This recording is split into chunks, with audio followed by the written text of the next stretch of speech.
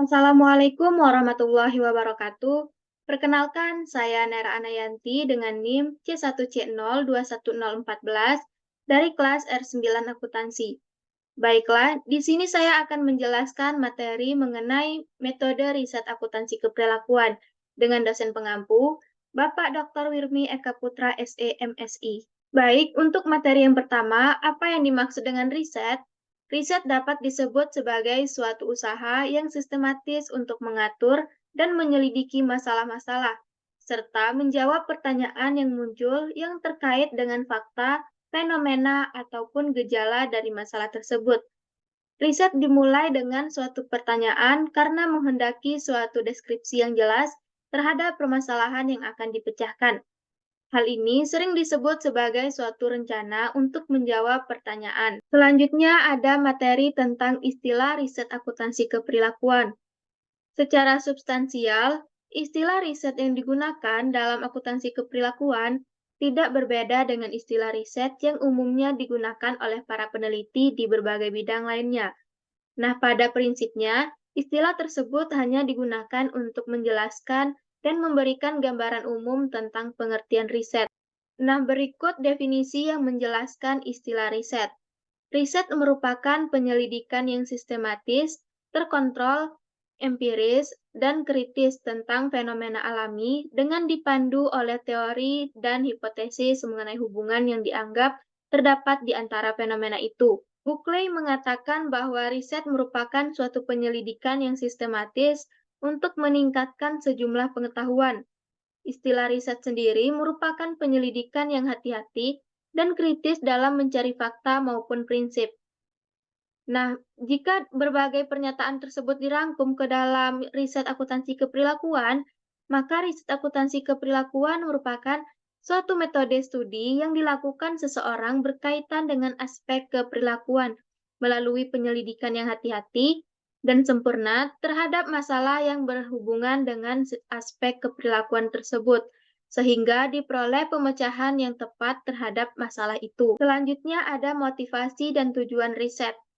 Motivasi seseorang melakukan riset mungkin merupakan keinginan yang timbul dari dalam dirinya untuk memecahkan berbagai masalah maupun persoalan yang ada. Adapun tujuan umum seseorang melakukan riset tentunya ingin mengetahui jawaban dari masalah ataupun persoalan tersebut. Jika dilihat dari sisi akuntansi keperilakuan, tujuan riset di bidang ini akan menekankan pada hubungan akuntansi dengan perilaku manusia maupun desain, konstruksi, dan penggunaan suatu sistem informasi akuntansi yang efisien, serta dimensi sosial dan budaya manusia dalam suatu organisasi. Nah, secara spesifik, terdapat 5 tujuan dari suatu riset. Yang pertama, menggambarkan fenomena. Yang kedua, menemukan hubungan. Yang ketiga, menjelaskan fenomena. Yang keempat, memprediksi kejadian di masa mendatang. Dan yang kelima, melihat pengaruh satu atau lebih faktor terhadap satu atau lebih kejadian. Selanjutnya ada materi tentang pengembangan desain. Langkah pertama dan paling penting dalam riset perilaku adalah masalah definisi.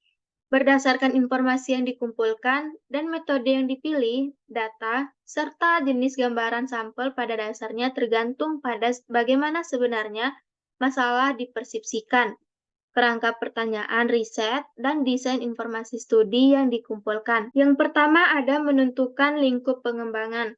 Lingkup pengembangan biasanya terbatas terhadap satu atau dua pertanyaan. Hal ini dilakukan karena berbagai alasan.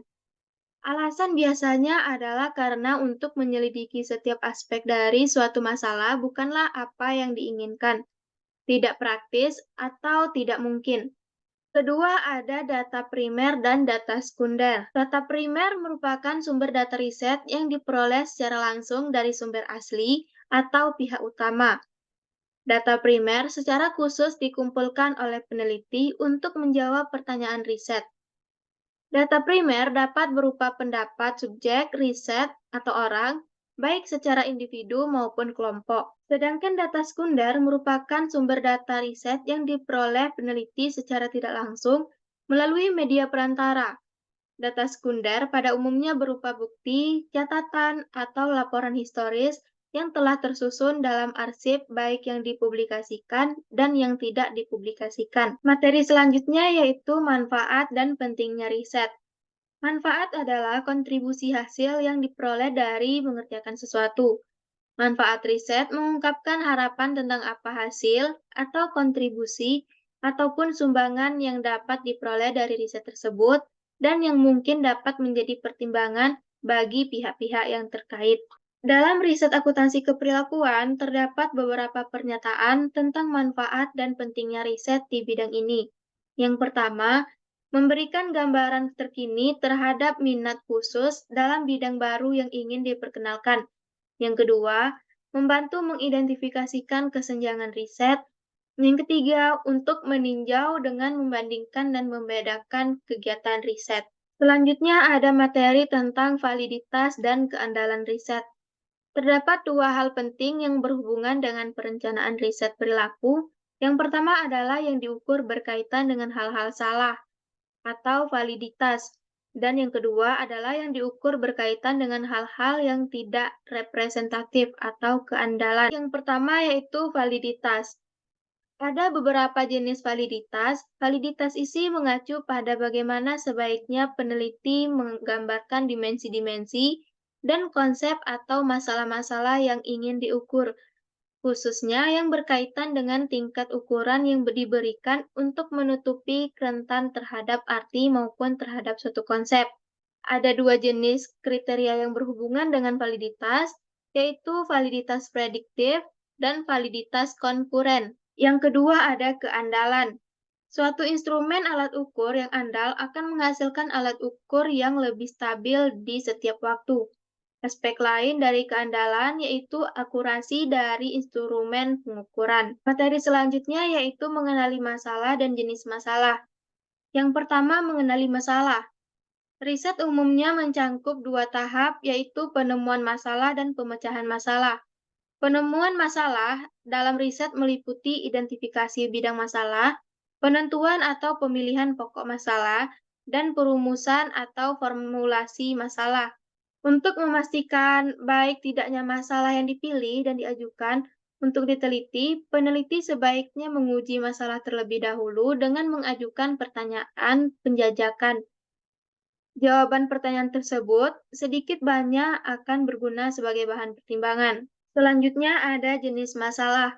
Yang pertama, masalah-masalah yang ada saat ini di berbagai subbidang akuntansi keperilakuan yang memerlukan penyelesaian.